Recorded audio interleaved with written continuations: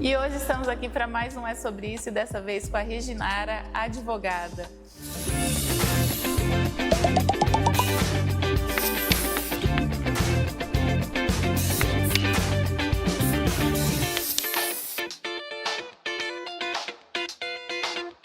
Seja muito bem-vinda. Eu fiquei muito feliz dessa super conexão que a Marina fez conosco.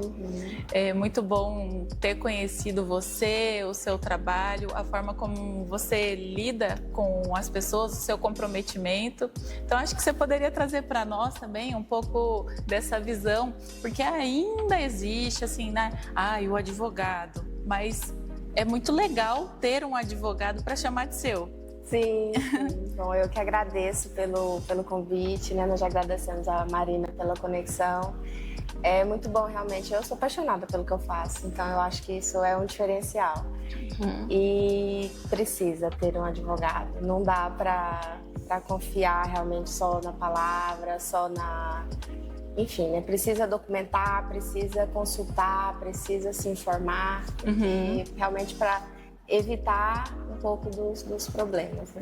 Dos transtornos desnecessários algumas vezes, né? Tem muita coisa que daria pra gente evitar com uma conversa, como a que a gente teve, como que a gente vai ter agora, com informações mesmo, com a pessoa da sua confiança. Então você se informa e toma decisões mais acertadas com base nisso e a consequência é realmente evitar um problema. E evita, além do problema, muitos conflitos desnecessários, né? Que a gente vê não só dentro das organizações, entre empresas e as ações trabalhistas também, mas também dentro das famílias, né? Sim. É importante quando a gente documenta e organiza e deixa tudo muito às claras, de uma forma geral. Então, seja na empresa, seja você sendo, sei lá, da área de família, você aqui no seu negócio, né? Então, é realmente muito importante e não dá para negligenciar isso. Você podia trazer para nós um pouquinho de algum case, claro, não citando o nome, colocando como que foi um caso assim difícil, desafiador, que você precisou talvez superar, porque eu imagino que vocês também advogando fala? Vai ter o corte aqui. Acabam enfrentando também alguns desafios que precisa ter aí, né, uma estrutura, um autoconhecimento. Eu sei que tem a preparação, mas na hora que a gente está ali no cara a cara, é diferente, né? Não basta só o conhecimento técnico da lei, enfim, da jurisprudência. Precisa realmente de habilidades de relacionamento mesmo, né? Então é o saber ouvir, é o saber a forma de falar, é a forma de entender realmente, né, o ambiente, sentir o ambiente. Então, todos os dias tem, assim, é muito desafiadora a profissão, é muito boa, mas também é muito desafiadora. Porque imagina, tá lá com o juiz, a pessoa que tá se sentindo lesada, a empresa que você tá defendendo. Então, é realmente isso, assim, da gente entender... na realidade, assim, tem que entender o que de fato está certo, o que de fato está errado, o que de fato é devido. Mas a gente precisa, às vezes, o empregado aciona a empresa na justiça, é muito mais porque ele se sentiu menosprezado, se sentiu desrespeitado. Então, claro, a gente tem rejeitado, indiferente. Então, claro, a gente tem que combater dentro da legalidade, o direito, as teses, enfim. Mas, às vezes, o que o empregado precisa é só que o patrão assuma. Não, poxa, eu errei mesmo, a gente vai te pagar aqui um valor que não vai indenizar, às vezes, né, tudo que ele quer, mas é, de certa forma, eu te ouvi, eu entendi o que você quis dizer, eu realmente reconheci. Errei. Exatamente. Então, precisa. Recentemente eu tive um caso, assim, na verdade, 2 casos. Eu estava pela empresa, uma empresa de médio porte, uma padaria. E aí o padeiro tinha 15 anos de empresa, para você ver. E ele é apaixonado pela empresa. E ele resolveu processar a empresa pura e simplesmente porque o patrão se recusou a entregar um documento que ele precisava para se aposentar. A empresa não era obrigada a entregar aquele documento para ele, porque é um documento que a empresa faz quando existe agente insalubre, ruído, calor, não sei o que, lá não tinha. Mas assim, a forma que talvez isso foi passado para ele, ele não entendeu que a empresa não tinha aquela obrigação, procurou um advogado. E ele só estava querendo uma ajuda. Só uma ajuda. Bastava o empregador entregar aquele documento para ele e ele ia ficar tranquilo. Aí o que ele fez? Procurou um advogado, que diante daquela situação conversou com ele, identificou um monte de irregularidades, entrou com uma ação pedindo assim de A a Z. Ficou muito maior do que era só entregar. Ficou muito pior do que entregar o documento. Então, assim, durante a audiência, a gente realmente tentando fazer um acordo, porque se a gente fosse seguir com aquele processo, a condenação ia ser muito maior. Então a gente falou, não, uma das condições do acordo era entregar o documento. E ele ia pegar aquele documento e apresentar para o INSS, enfim, ele ia ter a aposentadoria dele que ele queria. Era só isso, né? Mas por conta de não ter ouvido, não ter entendido a necessidade, não ter dado o suporte que uma pessoa com 15 anos de empresa espera, né? A pessoa foi lá, procurou um advogado, tinha um monte de outras irregularidades e aí virou uma ação trabalhista com uma condenação, assim, um risco de condenação bem expressivo. Ô Nari, você vê, porque tipo assim, tudo é sobre a comunicação, né? Tudo. O como você se expressa também, o como você entende, porque na PNL eles falam que 98% o erro é do comunicador também, mas hoje em dia, na correria, às vezes a pessoa, você tá falando, nem tá no momento presente, não tá ali inteira mesmo também te ouvindo, e eles, na programação neurolinguística, eles também falam, né, que mapa não é o território. E aí o mapa do outro não é o seu mapa, aí vem crença, aí já mistura um monte de coisa. De fato. Você sabe que assim, um dos pedidos mais comuns que são feitos na Justiça do Trabalho é de indenização por dano moral. Olha. E essa coisa assim de eu fui lesado, enfim, é muito disso, é falha de comunicação. Às vezes o que a empresa falou para o trabalhador fazer não está errado, a empresa não está exigindo mais do que ela pode, mas a forma como aquilo é passado acaba ofendendo, acaba né, a pessoa se sentindo realmente rejeitada, injustiçada, menosprezada, enfim. E aí, como eu disse, às vezes o dano moral em si, o empregado nem vai conseguir, porque realmente é difícil. Mas ele vai lá e senta com o advogado e fala da realidade dele, o advogado acha um monte de coisa errada, e aí por conta da falha de comunicação, acabou dando um start para entrar com um monte de outros pedidos. Então, eu acho que a gente poderia até deixar uma dica aqui para quem está nos assistindo. Precisa realmente ter esse cuidado com a comunicação. A forma como você fala, como você cobra. Pode cobrar, mas tem que ter o tom que você fala, a palavra que você usa, o momento que você usa. Não pode também você chegar, a pessoa fez uma coisa errada, realmente você está muito bravo, mas aí você não pode chamar a atenção dela na frente dos colegas. Sim. Então, tinha alguma conversa reservada, fulano, você fez isso, o procedimento não é esse, a gente vai te advertir para que essa conduta não se repita, mas a gente quer te manter aqui na empresa, a gente gosta do seu trabalho, é só mesmo feedback para que não aconteça. Que aí entra a CNV, né? Da comunicação não violenta, porque às vezes também quando você acaba chamando atenção era só o ouvir e entender. Sim. Quando você executou, ou fez ou pediu isso, por qual razão, né? Tá ali aberto e sempre pensando em olhar para a solução, porque eu vejo também muito essa questão do focar no problema, né? E as pessoas não são treinadas para focar na solução. Exatamente. Você vê o problema antes de ver a solução. E muito do trabalho do advogado é realmente pensar na solução, entregar a solução para o cliente, mas a gente tem que lembrar do problema para que a gente... o problema está ali, a gente precisa adotar essa medida, e às vezes a medida é só realmente ajustar a comunicação para evitar, né, um problema, uma reclamação trabalhista, maior, uma reclamação, sei lá, né, tributária, enfim. Então a comunicação é o maior dos problemas que eu vejo hoje, de uma forma geral, mas é também a solução. A pessoa, quando ajusta a comunicação dela, flui, né? vai embora. Sim, eu também tenho essa visão e essa percepção. Precisa. Porque realmente. você traz um novo olhar, né? Você busca dentro de você também qual era as suas não verdades. E aí você passa a olhar o outro com mais empatia, você acaba sendo até mais hospitaleiro, né? Sim. Realmente, a comunicação, quem não se comunica se estrubica, né? Falar. Sim. Precisa realmente investir em comunicação, entender. Inclusive a comunicação não verbal. Sim, Né? sim. O corpo fala, a imagem da gente fala, o tom da voz fala. Sim. Então, quando a gente aprende, e a gente, enquanto advogado, precisa desenvolver habilidades assim. Gente, eu amo. Eu acho que a comunicação não verbal, ela fala mais do que qualquer palavra. Sim. Às vezes ela grita, Sim. né? Sim. Às vezes a pessoa tá falando ali, e aí você, pela expressão dela, né, o jeito dela falar, dela gesticular, você fala que você vê que não tem verdade no que ela tá falando. Não.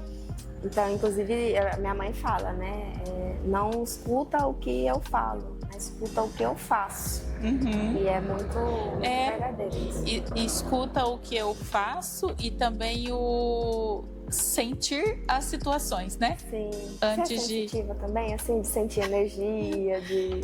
Na verdade, eu fui desenvolvendo no decorrer da minha carreira, porque eu sou profissional liberal de primeira formação e tive clínica durante muitos anos. Tá. E eu tinha equipe, tudo, e eu fui desenvolvendo essa parte do autoconhecimento, o autodesenvolvimento, enfim, mergulhei mesmo nesse universo e desenvolvi um método.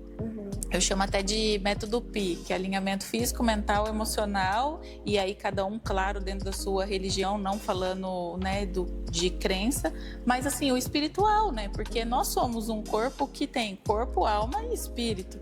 E nesse decorrer da minha jornada, da minha caminhada, eu fui aprendendo, né, sobre o ser humano.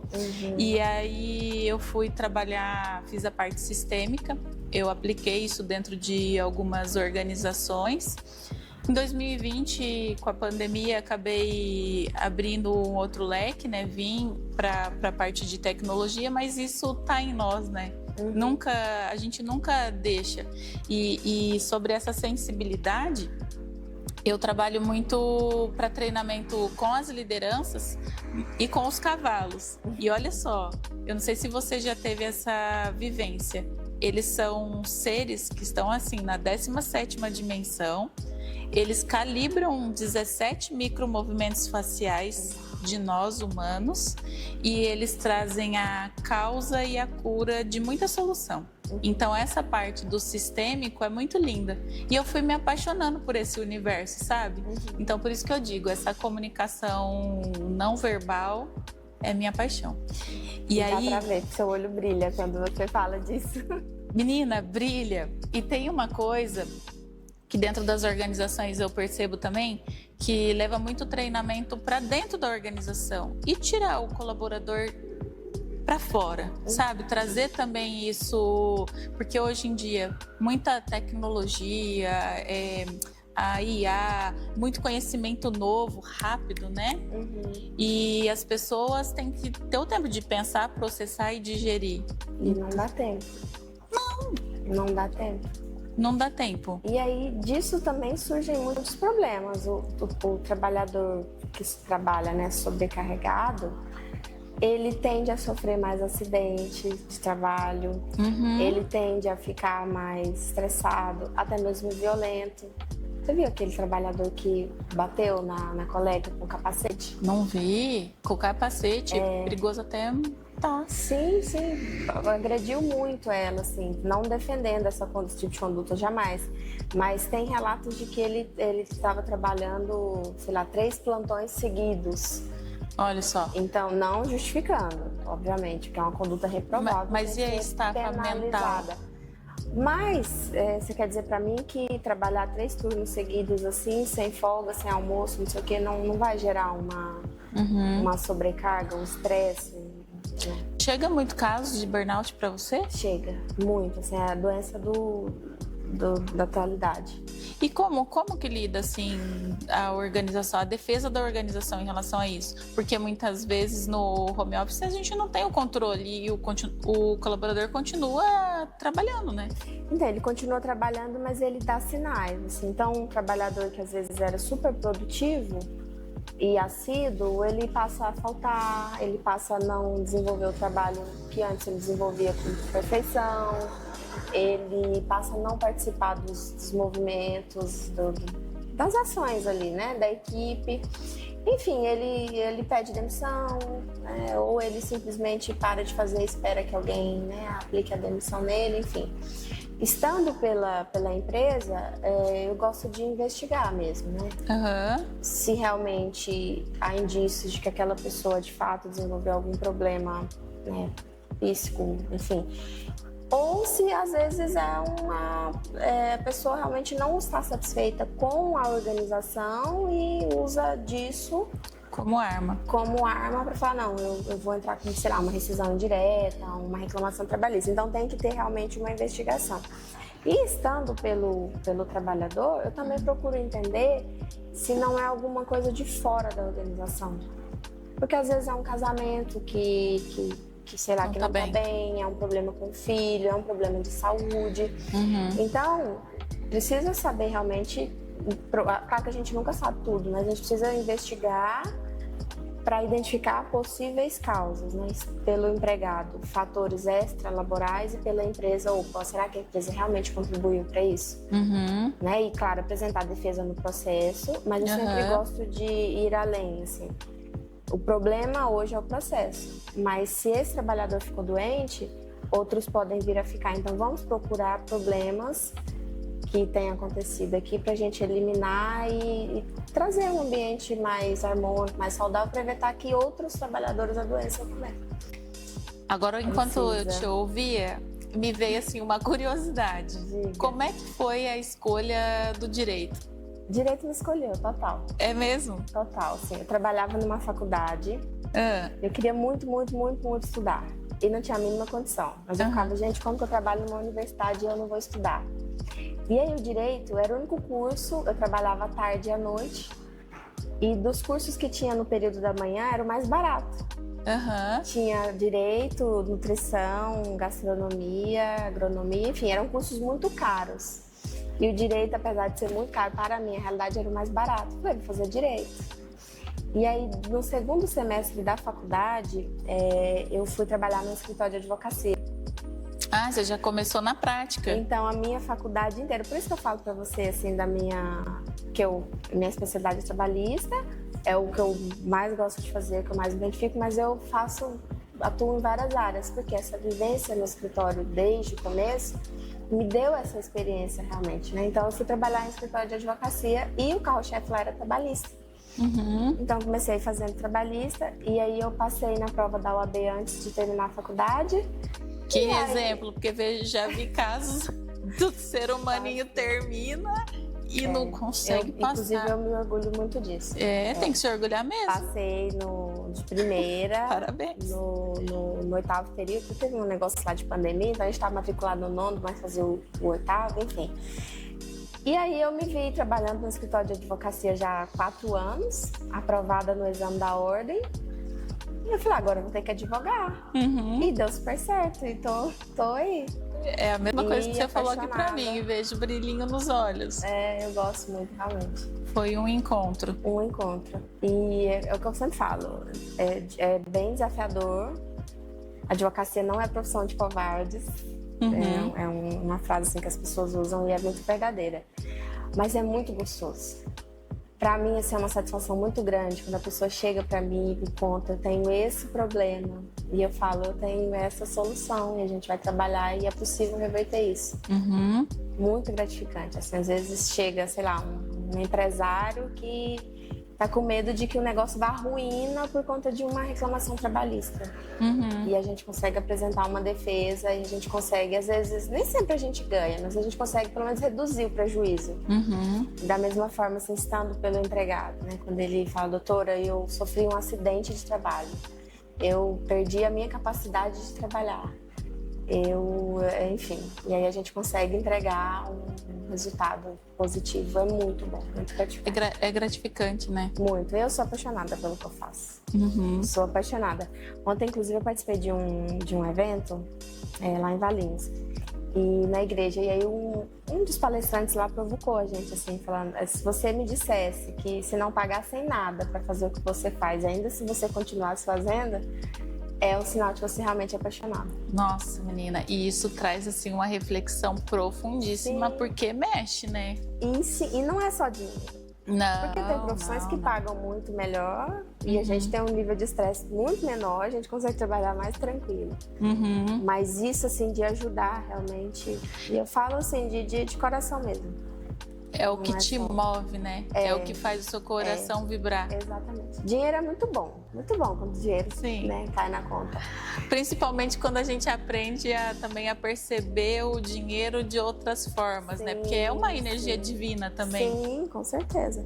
Então é muito bom o dinheiro, mas longe não é nem metade de um todo, né? O dinheiro é Consequência. a consequência, realmente. Dinheiro é O que consequência. faz a gente trabalhar e acordar é realmente a sensação de se sentir útil, de se sentir poderoso, porque o advogado tem um poder. O advogado é um auxílio muito grande para a sociedade. As pessoas precisam do advogado. O advogado também precisa entregar esse retorno para a sociedade. Então, eu sou suspeita para falar. Eu sou realmente apaixonada pela minha profissão. Ô, Nara, e assim, como seria importante, né? Eu tenho o Instituto, ele tá saindo os projetos agora. E os pilares, assim, que a gente sempre falava, né? É a parte do autoconhecimento, trabalhar os skills mesmo, né? Dos indivíduos, dos jovens, que acaba não vindo com esse embasamento também da escola. Então, a educação financeira é muito... E a parte jurídica e agora a tecnologia. Então, esse alicerce, esse combo, essa soma, é o que vai transformar, né? Essas pessoas. E é o que você falou, né? Se você percebe que você está entregando algo de valor para o coletivo, para a sociedade, faz com amor, tem o propósito por trás, o dinheiro vai ser o de menos, porque de fato, nesse momento, ele só é a consequência. Exatamente. E precisa realmente de algo muito maior. Porque nem a faculdade te dá essa formação de financeira, enfim, por isso muitas empresas vão à ruína também, porque não tem educação financeira e depois não tem a assistência jurídica, enfim, e isso precisa ser trabalhado realmente desde a escola, como você falou, é muito importante. Sim. Inclusive a OAB tem alguns projetos de OAB vai à escola, OAB Goiás principalmente. Olha que legal, esse seu sotaque aí é goiano, então? De Goiás. Lá em Goiás tem um projeto, chama OAB vai à escola. Então a OAB se reúne alguns advogados ali e eles vão até as escolas para falar de direitos da criança e do adolescente, direitos de família, para falar realmente da profissão, do quanto é boa, é gostosa, é gratificante, enfim, e precisa. A gente tem que ajudar no que puder na formação desses novos seres humaninhos, né? Sim. Que hoje são as crianças e amanhã serão os adultos, serão os empresários, serão... Sim, mais conscientes, né? Exatamente, precisa, eu percebo que falta isso mesmo. Mas falta também, até para os empresários, né? É o que a gente falou no começo. Muitos dos problemas poderiam ser evitados se você consultasse um advogado antes de assinar, antes de contratar, antes de dispensar, antes de, sei lá, só exigir algumas coisas. Sim. Muitas coisas poderiam ser evitadas com essa consciência, com essa conscientização. Então, a dica de hoje é conscientização e trazer um novo olhar para todas as situações, sejam elas pessoais ou profissionais. Exatamente. Nara, eu acho que agora você poderia trazer esse seu novo momento, que eu sei que você está aí numa transição também, né? Chegou numa nova cidade, está fazendo novas conexões. Exatamente. Bom, como a gente conversou, né? Eu já tenho uma certa experiência com direito, com advocacia, enfim, mas no ano de 2024 eu me vi desafiada pela vida, assim. Eu escolhi me mudar por amor, porque meu marido é daqui da região, e eu tive que realmente recomeçar. Menina, e a região que você tá, eu sou apaixonada. Eu amo aquele lado de... Eu também. Nossa. Agora eu já estou mais ambientada, mais, né, conhecendo pessoas, conhecendo lugares, enfim. Mas começo foi bem difícil. Mas eu já, como eu disse, tenho uma certa bagagem e isso ajuda, né? O que vai mudar são os costumes, a gente fazer contatos, o que a gente está fazendo, essa troca gostosa, né? Então, mas eu digo que eu estou no melhor momento da minha vida, assim. Estou realizada pessoalmente, meu negócio está crescendo, eu estou conseguindo alcançar os meus objetivos, consigo ajudar os meus clientes a alcançarem os seus objetivos também. E é isso, a intenção tá bom e a intenção é só melhorar. Tem alguma dica de livro, alguma coisa que você, nesse período de transição, filme, série, alguma coisa que também te trouxe um novo olhar que você poderia compartilhar com quem está nos assistindo? No momento não me vem assim, nada específico para indicar, mas o que eu indico é ter esses momentos. Precisa. Porque a gente se vê trabalhando muito, querendo muito, buscando muito, acorda cedo, dorme tarde, vai num cliente, vai no outro.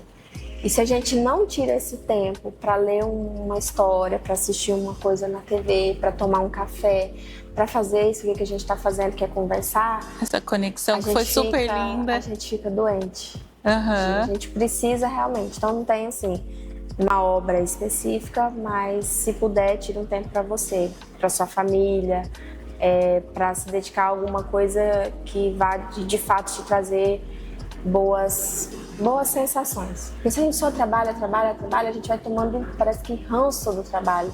Acaba se tornando, ao invés de um instrumento de mudança, de melhoria, acaba se tornando um peso, um fardo.